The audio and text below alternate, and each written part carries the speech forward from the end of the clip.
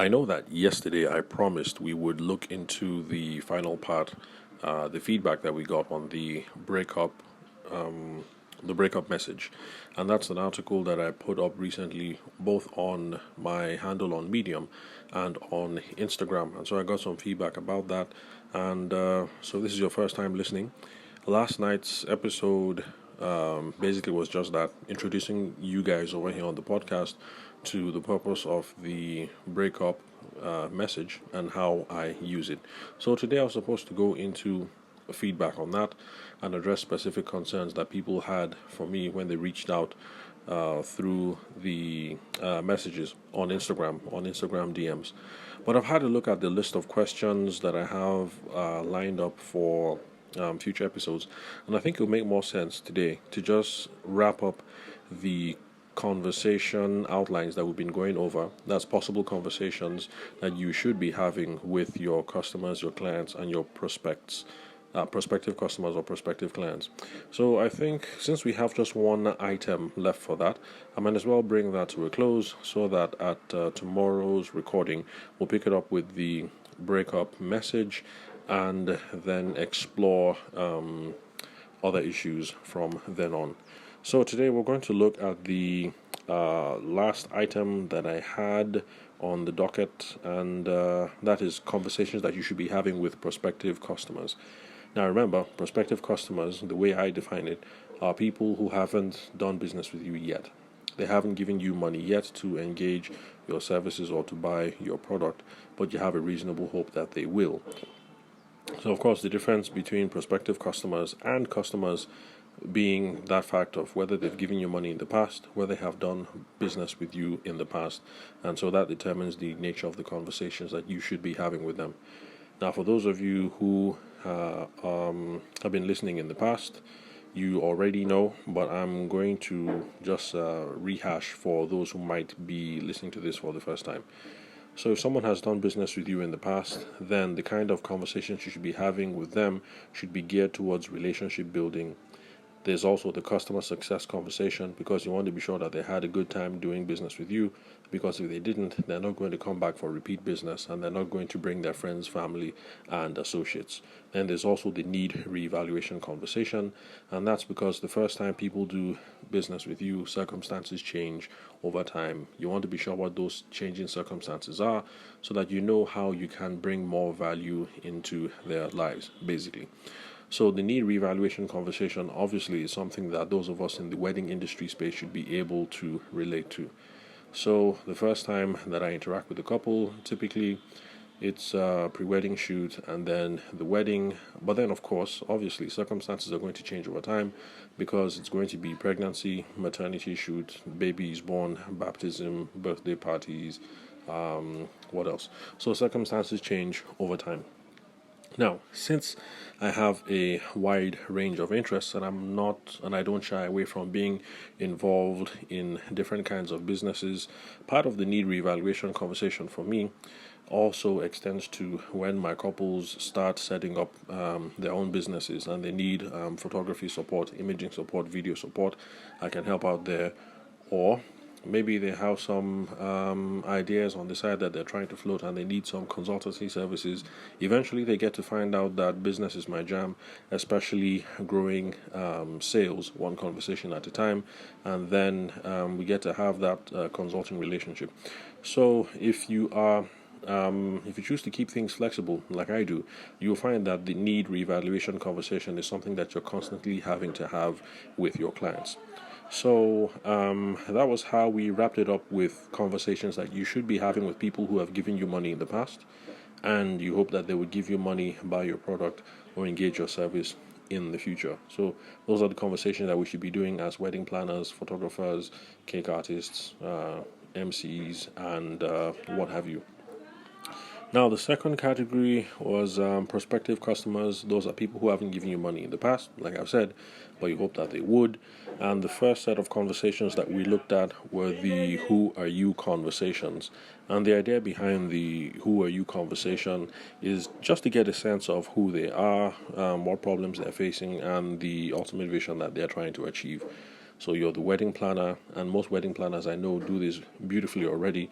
You want to get a sense of who the bride is, who Abobo is, how they met, what is the wedding date, what's the vision for their wedding, what do they think, what does Popsy think, what does, on and on, the different stakeholders.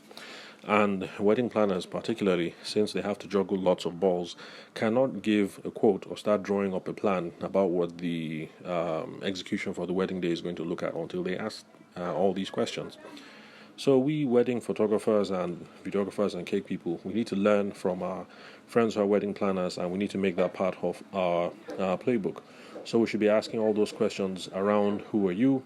What are you guys working towards? And what is that beautiful outcome that you want at the end of the day?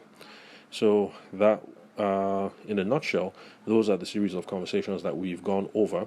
That's in this whole series about who do you have before you? Do you have a customer, a client, or do you have a prospect, and what kind of conversation should you be having? So that's the whole narrative arc that we've gone through so far this last couple of I'm not sure, but if I was to guess, I'd say maybe 6-7 recordings. And if this is your first time listening to the show and you'd like to find out some more, then when you're done listening to this, just skip right back, get to the menu, and you'll find all the things that I have said in the title. So you'll see something in the title that says customer success or need reevaluation, stuff like that, anything around customers, prospects, and you'll be able to be brought up to speed in the detail that we had on the recordings. Okay, so now the final item, of course, we are dealing with prospective customers now. So the final conversations that we should be having with them are conversations around the decision-making process. Now, what does this mean? Early on, when I was started as a photographer, I did the same thing that a whole bunch of us in the wedding industry space do. The first person that reaches out to us is the person that we just yarn with. We start flowing with that person from beginning to end, and understandably so, because it's the person that reached out, so it's the easiest thing to do. So the groom reaches out, you just continue to yarn with the groom, and you just assume you're good. If it's the groom's brother who reaches out to you, you continue to yarn with the groom's brother, and you assume that all is well. If it's the bride's sister, you keep flowing with the bride's sister, and you assume that all is good. You're going to be able to close the sale. But bottom line, we just latch on to the first person who reaches out, and we don't ask any significant questions after that. The problem with this approach is you could be discussing with the bride's sister, and maybe for good reason, because the bride is based in Canada or in Seychelles or whatever, and so she wants her younger sister to start doing some prelim stuff to get the ball rolling. But the thing is, at the end of the day, the younger sister might be the one who initiates the contact, but the final decision on what goes down might be the bride's, or it might be the bride's mom who makes the final decision on stuff. And so that's something that you need to know early on in the process, because you now know who it is that needs to get involved in the process, in the conversations that you are having. So yes, you might be talking to the younger sister now because the bride is in Seychelles, but if at some point you ask a couple of questions and it becomes clear that the bride cannot make some decisions without discussing with their sister, then the thing that you should do is you try and find a way to see how sister, in quote, can get roped into the conversation from the beginning, and that increases your chances of closing a sale. So you should be asking questions about the decision-making process. You need to find out what the decision-making process is like. So when the groom shows up, you do have that conversation, but at some point you have to ask, like, hey, Kunle, glad that you reached out, but this is really unusual. A lot of times when I'm speaking, the bride is in these conversations as well. So how come it's just you? And then the Kunle says, she doesn't really bother about photography. Me, I'm the one who likes photography, so this is all about me. And if you ask a couple of more questions and you get that, well, Kunle is running the show on this one, then by all means, continue the conversation.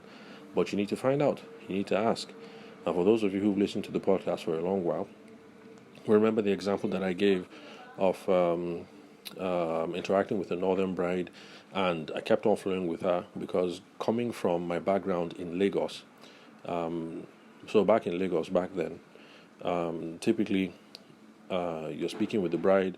It's like her family is making most of the decisions anyway, on the venue, on the caterers, on everything. So the person that is going to pay you, if it's not the bride herself who makes the transfer, it's usually going to be some senior member of her family, her momsy, popsy, or maybe one of her uncles or something like that. And that was just to say that was the kind of setup that I had been used to. You're chatting with the bride, you're chatting with the bride. But then I ran into this northern bride, and we finished talking, and then we get to the point of deposits because you need a deposit to secure the date. And then it turns out that the custom where they come from is that it's the groom's family who handles the photography and the video. Now, even if you're a newbie, you know that the chances are not very good if you've done most of the haggling back and forth with the bride, only to find out that the groom's family is the one who is going to pay. But for some reason, you didn't ask, you didn't know, and so the groom and his family were not brought up to speed with every single part of the conversation. And that is not the best time to get introduced to the groom when you guys are all about the money. Because, he trusts his wife's decision making process. But let's face it, there's hundreds of thousands of naira at stake. And that's just not the best time for you to have gotten introduced to the groom. So you ask all your questions ahead of time.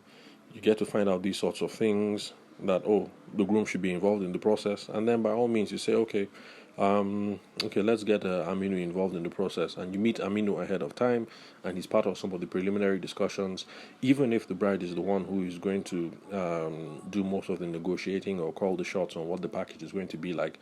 So at that point, when it's now time to make the transfer, Aminu, the groom, already knows you. He's a little bit familiar with you, and so it's not a problem because this is not all news to him, and it's not all that strange. So paying the deposit and moving things forward at that point is not going to be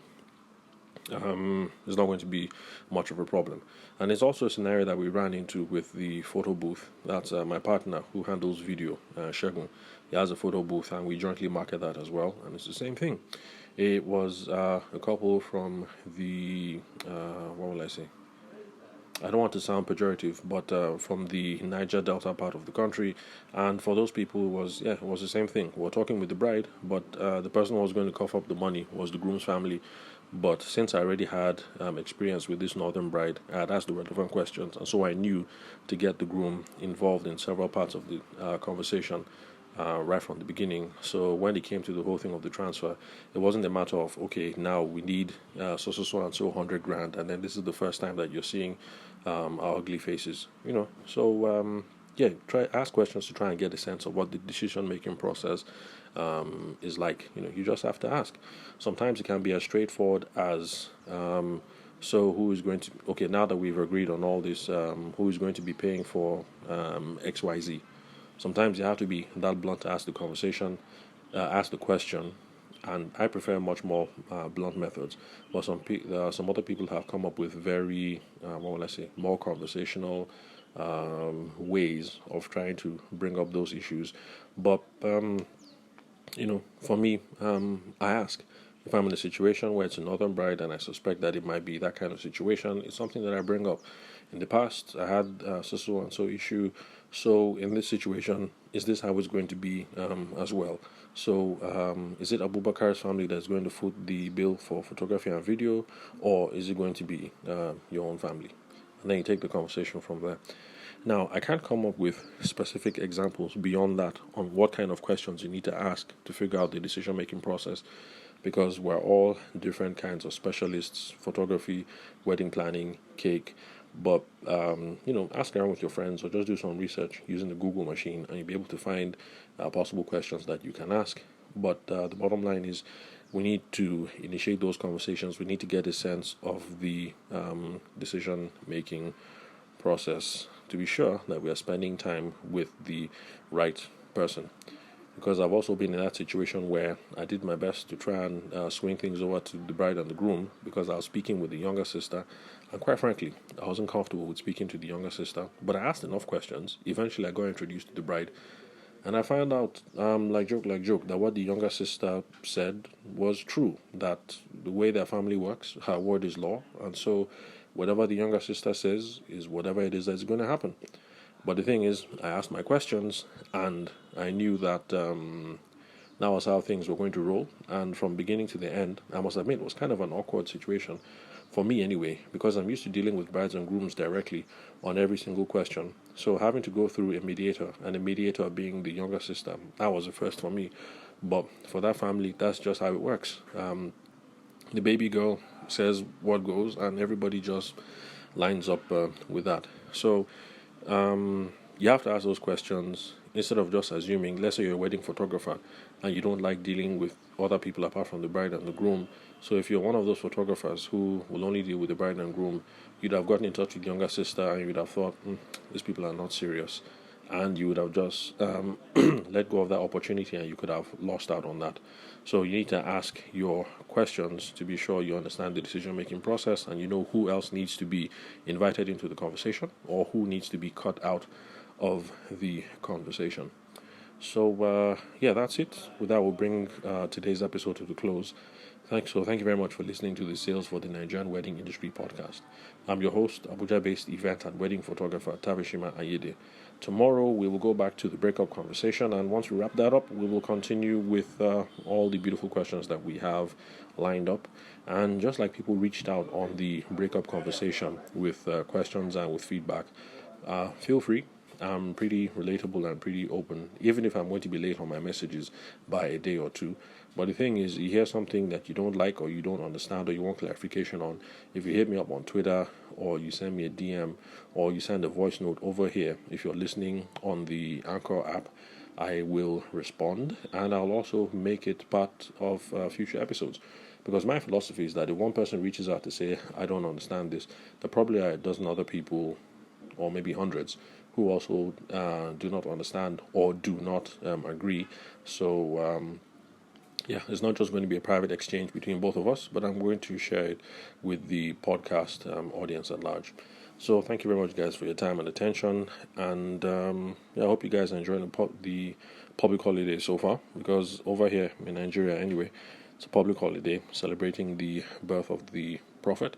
So I'm not sure what the customary greeting is supposed to be, but for our Muslim brethren who are enjoying their celebrations today, you all have fun and get ready when all the rice and the meat and the ram and everything is digested. Get ready to resume business tomorrow when work resumes. So I'll catch you guys at the next recording.